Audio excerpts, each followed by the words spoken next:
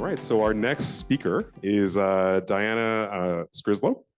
And Diana is an associate professor teaching stream in the Department of Statistics and Actuarial Science at the University of Waterloo.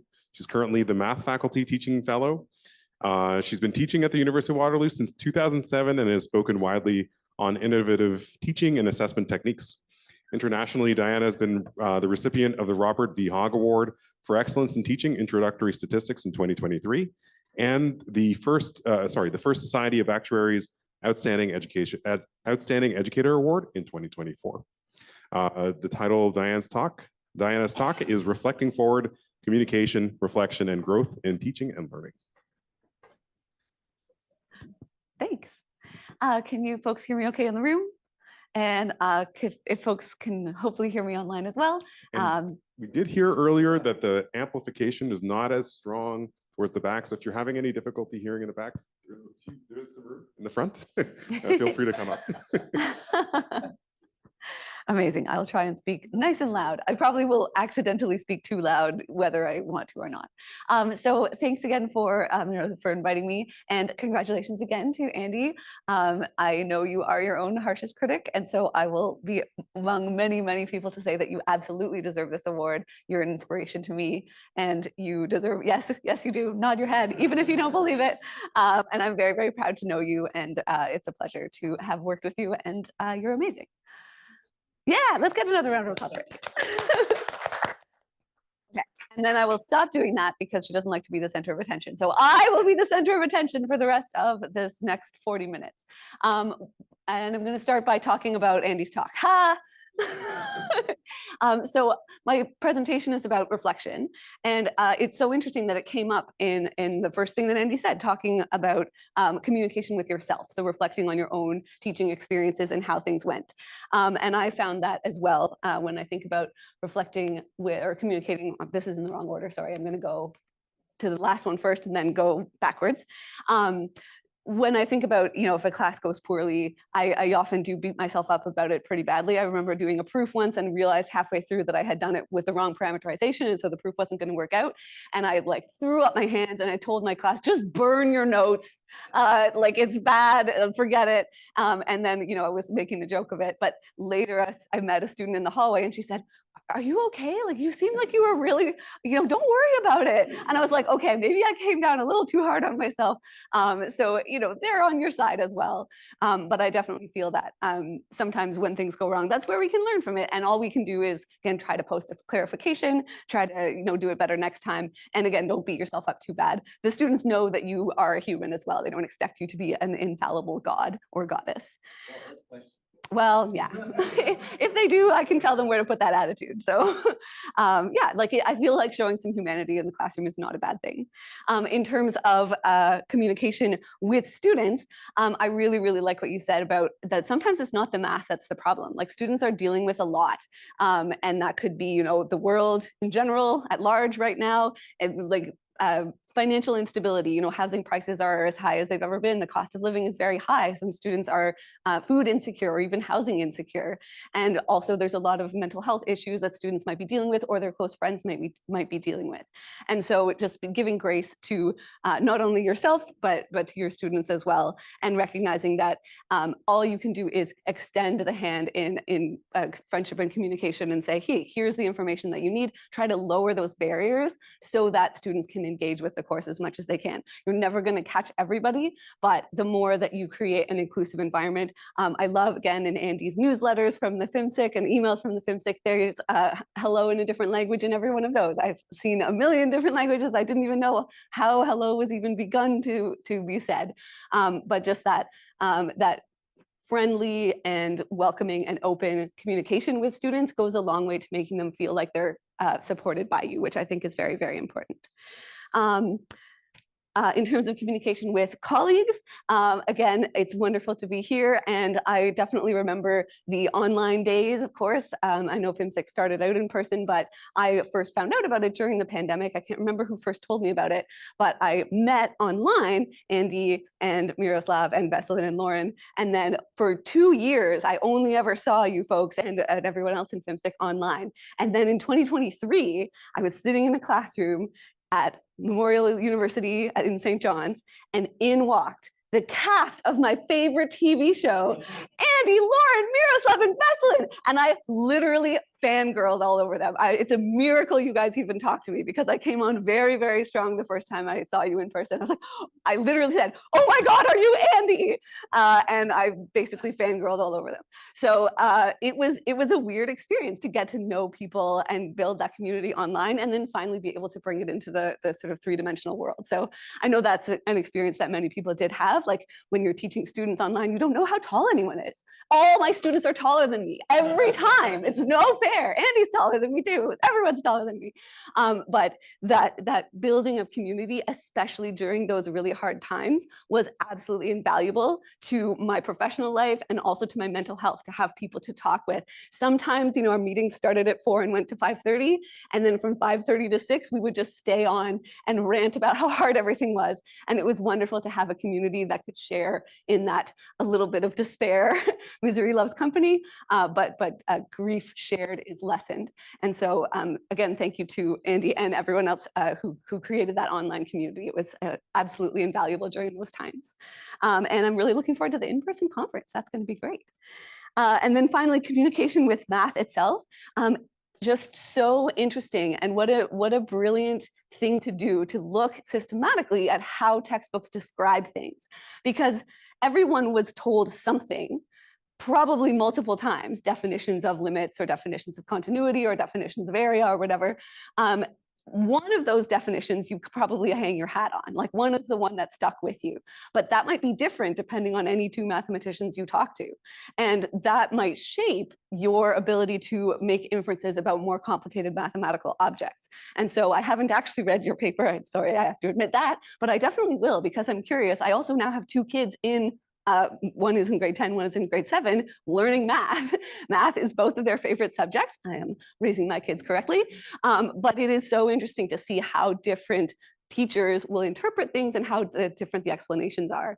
And so I'm very excited about that work that you're doing, because how we talk about something does shape how people feel about it and how their intuition is going to develop. So thanks again, Andie, for talking about all those really neat communication aspects. And hopefully I'll be able to bring up some more examples as I continue talking, because I'm going to return to the first thing that you mentioned, which was communication with yourself. And in that sense, reflection is the name of the game. And so it's sometimes tricky to do. Again, it's obvious if something goes poorly to say, oh no, I did bad. It's also easy to just say, let's never think about that again. But then same thing, when things go well, sometimes it's like, okay, good, great, moving on. I think it's important to take time to reflect on what we've done as educators. And it's important for several reasons. That's the only way we're going to get better. We are going to progress in our teaching journey. When I started teaching, I think I was pretty good, but I've learned and I've changed and I've done something new every year since those 19 years ago. And we can all still learn new things, and we can all develop and progress in our teaching. Obviously, another great way to incorporate feedback is to sort of reflect on it. Not every piece of feedback you need to act on, but some stuff maybe you do. And so reflecting about what's actually important, what feedback is actually telling you, and what, if anything, you want to change based on that shows a lot of maturity, and that will help you become a better educator. And then one thing, I guess, maybe a little bit self-servingly, but if you're in an academic position where you have to apply for tenure or permanence or promotion or whatever, or for awards, it is great to be able to demonstrate improvement, both, again, internally for your own motivation, but also externally, and say, look, I used to do this, then I changed it, and now I do this, and these are the results that I'm getting. That's amazing, and that's really what people want to see. As someone who sat on various hiring committees and award giving out committees, whatever those are called, and I've not yet, but will soon be sitting on a tenure and promotion committee. Growth is an important thing, and it's very tricky to measure and demonstrate that if you don't take the time to reflect. And also, of course, sorry, I mentioned this before, but this is maybe the most important. There's so many things that once you learn them, you forget what it was like to not know them. Like, I don't remember what it was like to not be able to talk or tie my shoes or walk. But at one time I did not know these things, and now I do. And the same thing is probably true of some stuff that I do when I teach. There probably was a time when I didn't realize that you should use a board and then lift it up to the top and then write on the next board, like Andie did flawlessly. But I know to do that now. I don't know when I learned that, but there probably, early in my TAing was some feedback from someone that said, hey, you should use the boards in order. And then I said, of course, as soon as you say that, that makes sense. And now I know that. But often that growth is invisible. Once you learn something or once you know something, it's like, oh yeah, I always do that. But you didn't. There was a time when I knew absolutely nothing about teaching, and now I know a bunch. So taking the time to reflect periodically will really help you make your own growth visible. So hopefully I've convinced you that reflection is important to do. Then next question is how to do it. I have a whole list of prompts.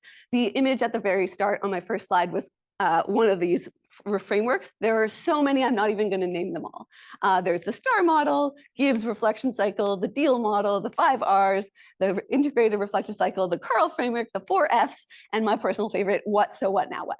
I will make sure that link, that's a link to a Waterloo website, gets sent to where it needs to get to so you can learn more about these, or honestly, you could Google any one of these and you'd be able to find information about them. Don't use all of them. Don't even read all of them. Read 1 or 2 and pick the one that looks good to you. I like the last one because it's just so snappy. So I'll talk a little bit more about that one at the end. But just giving a framework for rather than just letting your thoughts roam free and then maybe getting sucked down a rabbit hole of, oh my God, I can't believe I did that proof wrong. It still haunts me to this day. It's good to have some structure to your reflection. And again, any of these frameworks are great. Pick the one that sounds best to you. If you like alliteration, I would recommend the 5 Rs or the 4 Fs. If you like brevity, I would recommend what, so what, now what, because it's pretty tight, but they're all equally good. So then the question is when? When do you do this reflection?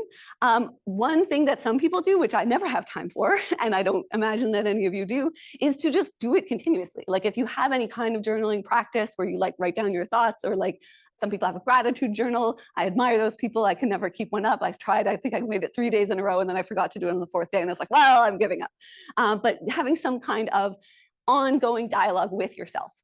So there's lots of apps that will have journal prompts and stuff like that, but you could have kind of a teaching journal, and whenever something happens, you could jot something down about it. But again, realistically, I don't know if anyone would be able to make the time for that. So I have a slightly less work solution, which is hopefully effective, which is to have a conversation with someone at the end of a course. It doesn't even have to be another educator. It's good if it is, but it could just be a partner or your cat. It's just, sitting down and thinking about these things in some kind of structured way. And here's the questions that I have started doing. So I should mention that this idea to have structured reflection after teaching was suggested by a former grad student of mine. Well, not mine. Yeah, she's mine. I didn't supervise her. I just mentored her. That counts. She's mine. I don't know if she's there. Hi. I don't know if she's here. No. Okay. Well, anyway, hi. She mentioned that we do a ton of work helping grad students and early faculty prepare to teach for the first time. And then we never see them again after they teach for the first time. There is no structured, systematic way where we reach out and follow up with them.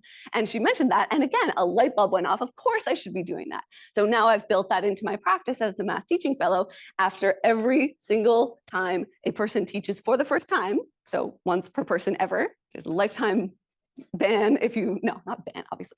Yeah, the first time you teach a course at Math Waterloo, I will email you after the course is over and say, would you like to get together and do some reflection? And so far I've had pretty good uptake from it. And it's just now something that happens all the time. And I would suggest doing this, again, it doesn't have to be teaching a class for the first time. It could just be teaching a new class for the first time, or even especially if it's one that you've done multiple times and maybe tried something new with. But these are the questions that I ask people when I meet with them after to reflect on their first teaching experience. First of all, I like to start with the positive. What went well? What was your favorite part about teaching? And it warms my heart just thinking about it, like watching people smile when they remember the things that they loved about their first teaching experience. Even if there were some bad things, there's always something good that people can fall on. And then also useful to know what could have gone better, or what was the most frustrating thing that you had to deal with. So thinking about what could maybe some improvements be made. And that might just be something like the classroom technology. It doesn't have to necessarily be something that the instructor themselves did poorly. That's not the focus. The focus is just what was frustrating about it. Was it maybe like students didn't know what they were supposed to know from the previous course? Or was it students didn't engage in class despite my efforts? Or was there a huge cheating thing? Or were people using too much AI? Like, it's not necessarily about what the instructor did. It could just be the course environment as a whole. Obviously, it's useful to think when you're reflecting about what you want to try in the future. So future goals, is there any new things that they want to try, something that they heard about, or technology that they might want to use?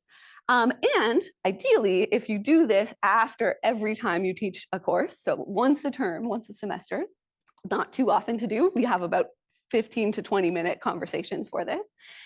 If you've done it before and hopefully had some goals that you wrote down about what you want to try in the future, did you make progress on any of those? And so again, so far I haven't had those second conversations a term later or a year later with people, but I encourage them to think about this as well.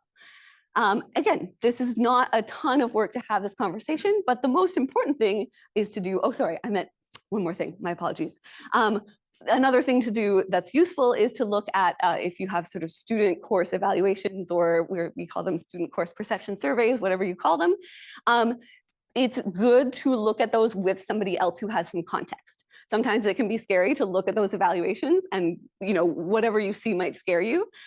If you look at it with somebody else, they can kind of say, oh, okay, well, everybody says that all the time. Or, ooh, this average, your score is actually better than the average for the department, or something like this course in particular, nobody likes this course. So if you got a low mark, it's not about you, it's about the course. So there's a lot of times where having a second person to bounce ideas off. I would never read my course evaluations alone anymore. Usually, actually, I just get my husband to read them, and then he passes along anything actually advice, anything nice or actionable advice, and he just filters out the mean comments. There aren't too many of those, but I have had some. So I don't need to see those. There's no need. Your mental health shouldn't have to suffer because someone was mad the day that they filled it out. But it is useful to look at trends. So if a huge number of students are saying things like the textbook and didn't match the class explanations, or a whole bunch of students are saying things like the difficulty was misaligned or whatever, I don't know, or like the classroom was terrible. It's like, yeah, I can't fix that. But looking at things that, again, either surprised you or a lot of people are saying is a useful thing to do to help give you goals and things to work on for the future. So take all student evaluations with a grain of salt, a bushel of salt, but sometimes there are useful things you can learn from them as well. My watch just told me I'm getting 300 flights of stairs. So good for me. I don't know why that's happening, but okay. Yeah, fantastic for me. Okay, so the most important thing with all of this, you have this conversation either with a colleague, with a partner, with a cat.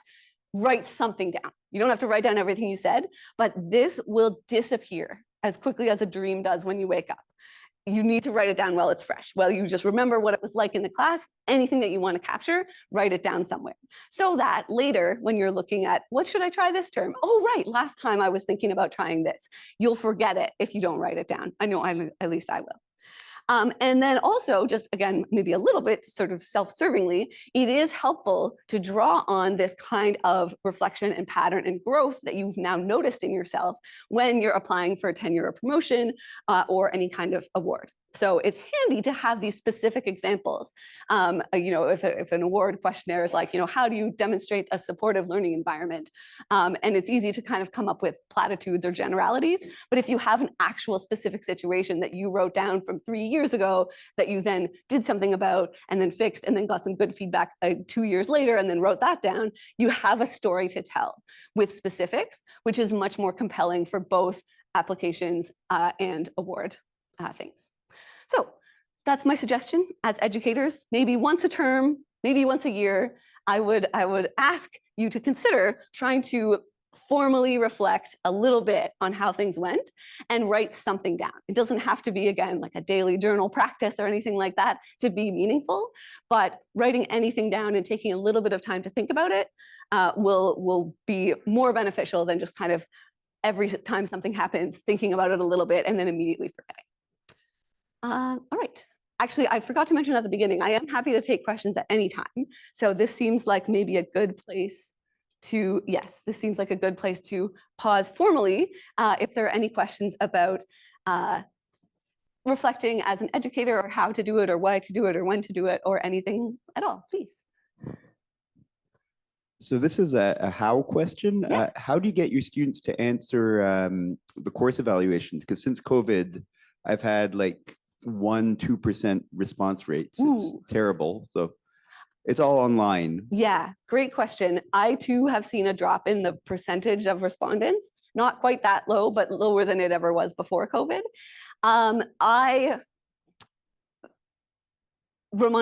Giving them time in class, those are the two that I think giving them time in class is probably the easiest. So it'll be like a day when it's like either exam review day or something like really, really important that you know that a lot of people are going to be there. And then you start the class, and you don't want to do it at the very beginning or at the very end, because then people will leave. So you start the class, and then you have a break somewhere in the middle, and you say, okay, for the next 5 minutes or 10 minutes, whatever, however much time you can spare, go to this website and fill this out. They're trapped there. They can't leave because they know there's going to be more stuff afterwards. They're already there, so they're not going to come late. Middle of the class, on a day when a lot of people are going to be there, you give them time to do it. And most importantly, you leave the room when it happens. It's really, really awkward to sit there like typing something and see the person you're typing about be in front of you. So go get a coffee, whatever, set a timer, come back 9 minutes later and say, everybody done, or do I need another minute? If they need another minute, give them another minute, and then come back in and be like, amazing. So that's my thing. Middle of a class that a lot of people are at, that's the best way, in my opinion. Some people will do things that I do not agree with, and so I'm not even sure whether I should mention it. Now that I've said it, I kind of have to. I have seen people, and I very firmly do not recommend this, and I'm not going to say think less of you if you did it, but maybe I would, bribe their class and basically say, if the response rate is this much high, like of this or above, I will give everyone 1% more on the grade. I think that is a bad practice, and I would not recommend doing it. But if desperate times call for desperate measures, if your chair says, you got to get that response rate up or you're fired, I don't know anyone that say that, hopefully not. But if there's an extreme situation where like that's the only way, maybe, but I would not recommend that. I hope I didn't alienate or insult anyone by poo-pooing that idea, but I've seen people do it, and it's just like, it's a slippery slope, because then now if one person does it, then in the students every other class, they're going to say, well, what are you going to give me if I do it? It shouldn't be transactional. It should be a part of being a student is giving your feedback. So it's also nice, again, giving time in class is probably the biggest factor, but also talking about what you have changed based on past feedback, so that the students know that that isn't going into the ether, that you actually are going to see them and then act on that feedback. I think that can maybe motivate people to do it that might not otherwise. But I think the most common reason people don't do it is that they either forget or just don't make time for it. And so if you can remove that barrier, that will help a lot. Any other questions? I'm sorry, I can't read the chat from here.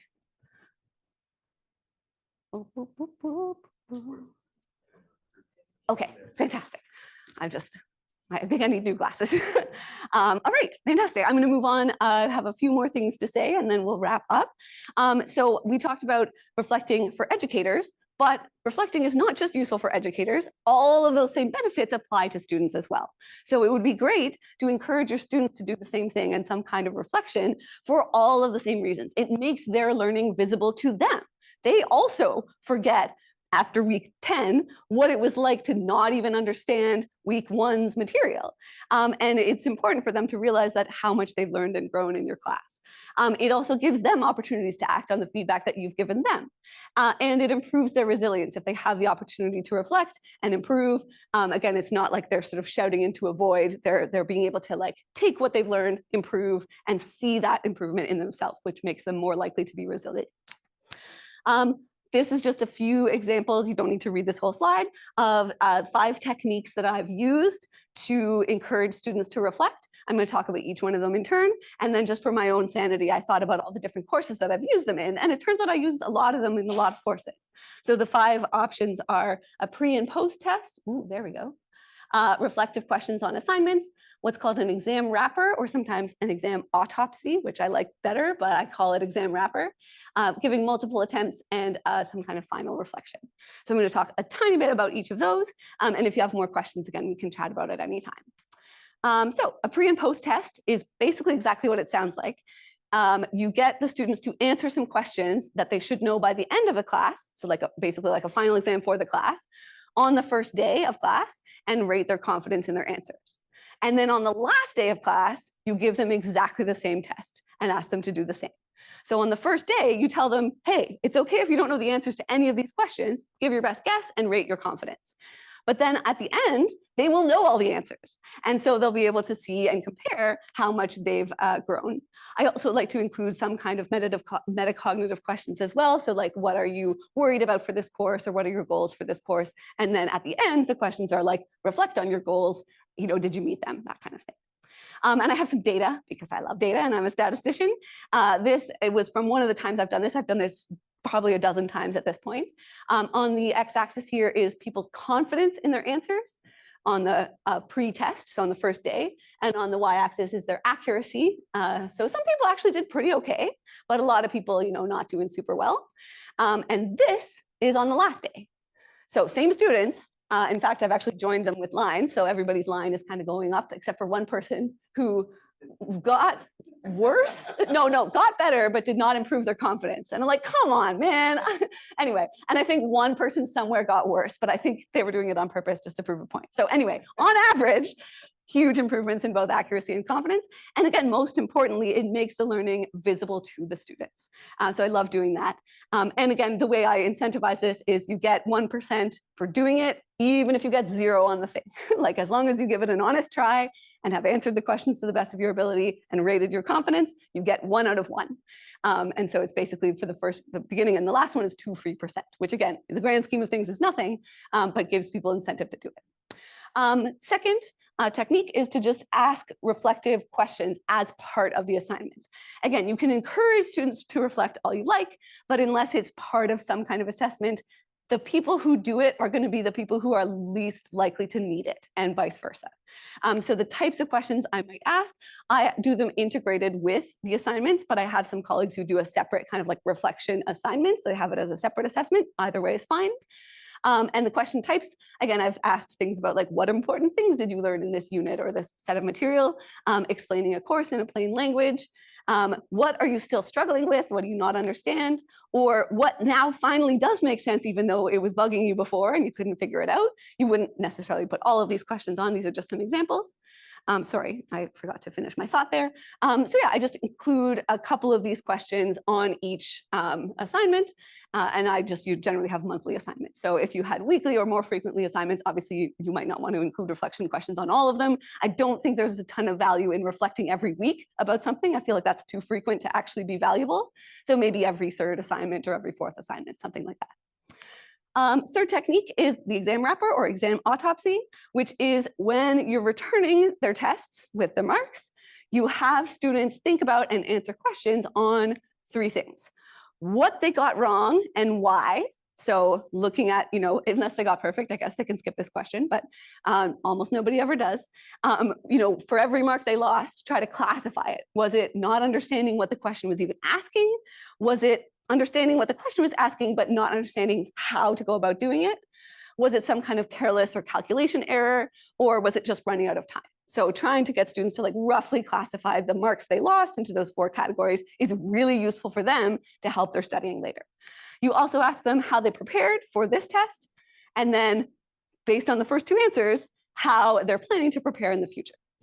So a quick little exercise. Again, I've done it before as like a separate thing. I've also done it as a question on the assignment that came out right after they got their midterms back. So you can integrate it or have it be a separate thing. And again, that's really useful for people. A lot of times, if you get a poor mark on a test, you put it away and never look at it again. And that's not ideal, right? For student learning, you want them to confront where their mistakes were and use that information to improve on future assessments. The point of formative assessments is not just to give a grade, it's to give them feedback to improve. And so having an explicit component of it where you reflect on where you lost your marks and what you're going to do differently later can be really valuable for that. All right, fourth, I think, item is just letting students submit multiple times.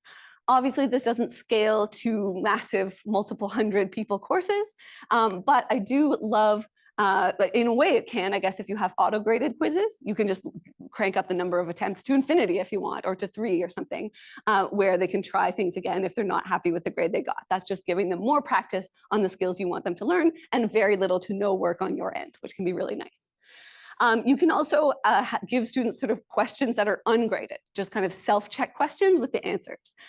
So I have a colleague who does this before each test or exam, posts a list of like, these are things you should be able to do. Ask yourself these questions. Can I do this? Can I do that? Can I do that? And just have people reflect on the learning outcomes, whether they think they'd be able to demonstrate them. You can also have ungraded quizzes in class. I do that with, we're piloting Vvox right now, but there's a million different pieces of software, Poll Everywhere, iClicker, Kahoot, Top Hat, whatever. There's a million of them. You can use them for grades, but you can also get all the benefits of them without any grades, just for bragging rights. So every class I start with a 5-question quiz on the previous week's material. The only incentive is to see your name on the top of the podium at the end. And I have 100% participation. So everyone's there, they've got their phones anyway, everyone else is doing it. It just doesn't take long. And it really sort of, again, gives people that reflection of like, how well did I understand the stuff that I thought I understood? And again, a nice little bonus, I don't show the bottom of the podium. I would never shame people, but I do show the top of the podium where the people are doing well. And then we clap for them. It was very cute. This one is the one that I was thinking about. This doesn't scale very well, but I love, especially for complex assignments, having an early bird deadline where people can submit by the early bird deadline. You can look at their work, give them feedback, and then they can resubmit by the actual deadline. And you set the early bird deadline, appropriately based on how much work you think it'll take you to give that meaningful feedback. I did this because I used to teach a communication course, and people would turn in work that was frankly not very good. And so I would be like, oh, okay. And I'd mark it all up, edit it with a red pen. I used green actually, and then give them a bad mark and then give it back to them. And then they would say, okay, great, cool. Never look at it again. That's not helping anybody. It's frustrating for me, and it doesn't help them become a better writer. So I started saying, hey, if you get it in 3 days early, I will give you this feedback. Then you can make all those changes, resubmit it, and I'll only mark the second draft. And then people were like, yes, because obviously their marks were going to go way up.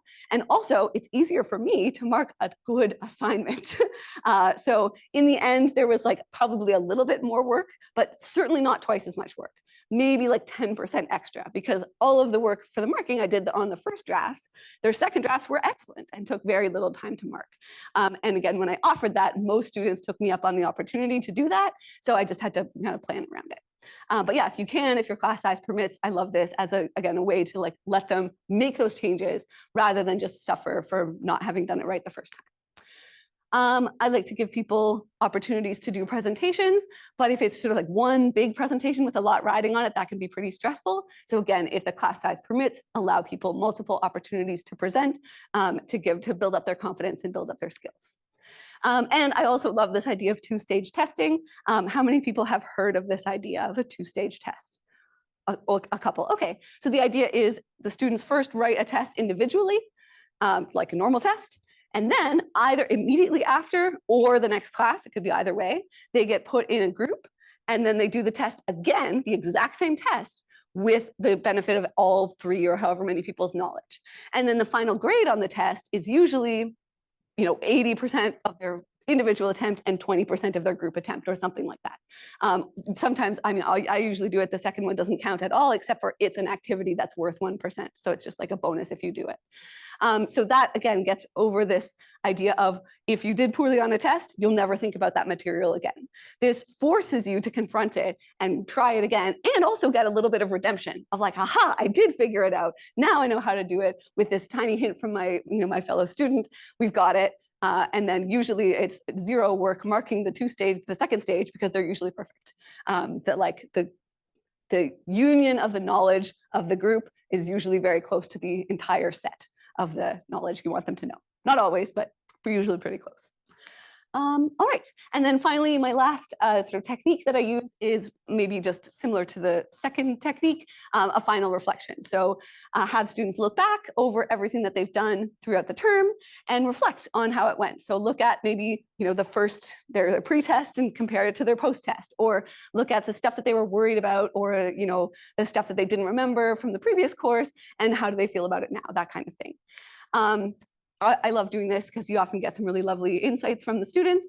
Again, if it's a course where there's a lot of like presentations or writing, you can also have them look back over the work that they have produced over the last 4-ish months or 3-ish months at that point. And again, sometimes it's really nice to see people actually recognize, oh, I used to be really bad at this and now I get it. And allowing them to have that realization and you being able to witness it in their writing is really neat. So I would like, in the last 5 minutes and 12 seconds, to do a little bit of reflection of our own. Thinking about both Andie's talk and my own, combine them together. Think about what you learned today, what you noticed, what you thought, what you experienced. Maybe not that one, what was good or bad. Hopefully both our talks were good. These are the questions that I took from the what, no, what, so what, now what framework. But just think about what you learned from the combination of me and Andie's talk today. Second, so what? What's important about that? Why was this an interesting thing that you learned? And is there anything that you're curious about to learn more about from anything that either of us have said? I know what I'm curious about. I'm going to read your paper. And then finally, now what? What are you going to do with this information? How can you draw upon this in the future? Are you going to start your own reflective practice? Are you going to start communicating with students in a different way? I love the idea of a weekly wrap up. I might steal that idea as well. And where can you get more information? So are there things that Andie mentioned or things that I mentioned that you're curious about and want to learn more about? So I would love, let's take, if I can be brave, 1 minute in silence for us to all think about it. And then I'll open the floor for questions, either on this or on anything. Okay.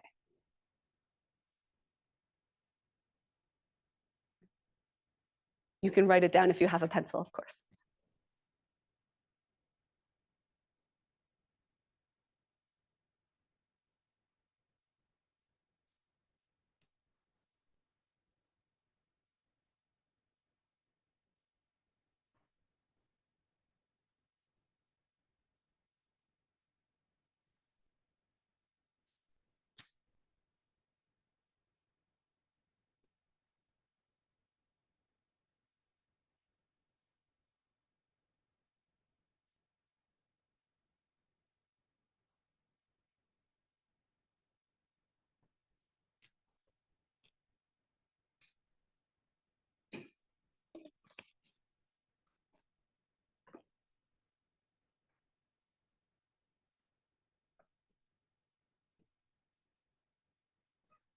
Okay, that was precisely 1 minute.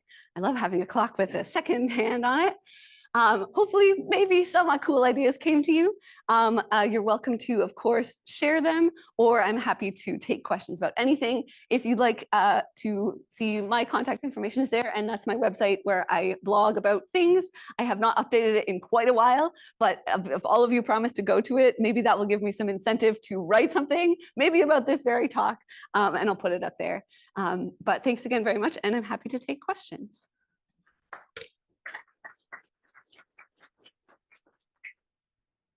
Questions or thoughts about anything you want to reflect on yourself?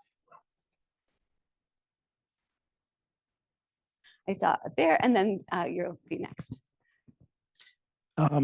Is this working? Oh, it is, okay.